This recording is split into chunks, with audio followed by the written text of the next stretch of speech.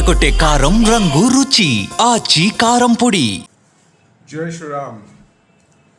మదమెక్కిన ఏనుగు మురిక్కాలువల పడ్డదంట. ఆ తరంగా ఉంది మన ఎస్ఎస్ రాజమౌళి కథ. ఇవాళ ఎంతోమంది ఎస్ఎస్ రాజమౌళిని ఒక అద్భుతమైన డైరెక్టర్ అని చెప్పి అందరు కూడా అభిమానిస్తారు. కానీ మొన్న ఒక స్టేట్మెంట్ తోటి ఇవాళ హిందూ సమాజంలో ఒక తీవ్రమైన వ్యతిరేకత వచ్చింది.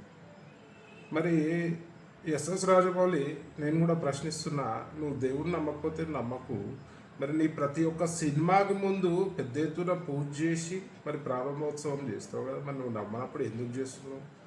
ఆల్రెడీ అందరు విమర్శిస్తున్నారు, దేవుని కథలతోటి నువ్వు అడగోళ్ళు డబ్బులు సంపాదించినావు అని చెప్పి. మరి వాస్తవమే కదా. మరి ఈ హిందూ సమాజం నీ యొక్క సినిమాలను చూడకపోతే ఓన్లీ నాస్తిక కుక్కలతోటే నువ్వు సినిమా చెయ్యి, ఓన్లీ నాస్తిక కుక్కలనే అలౌ చేయి నీ సినిమాలకి. మరి హిందువులు సినిమా చూడకపోతే నీ బతికేమవుతుంది, నువ్వేమవుతావు అనేది కూడా ఆలోచించాలి. నీ బాహుబలిలోనే చెప్పినావు కదా, అహంకారంతో విర్రవీగే బల్లాల దేవ లాస్ట్కి ఎట్లా పతనమైందో నువ్వే చూపించినావు కదా. మరి అలా నువ్వు కూడా అదే అహంకార ధోరణితో పోతే మాత్రం నీ పతనం కూడా ఖాయమని చెప్పి ఈ సందర్భంగా తెలియజేస్తూ, మరి హిందువుల మనోభావాలని కించపరిచే విధంగా ఎవరైనా ప్రయత్నం చేస్తే మాత్రం బిడ్డ బాగుండదు.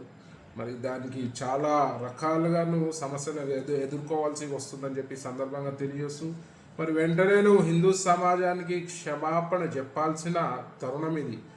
లేదంటే నువ్వు ఒక హిందూ ద్రోహిగా విద్రోహిగా ఈ సమాజంలో మిగిలిపోతావు.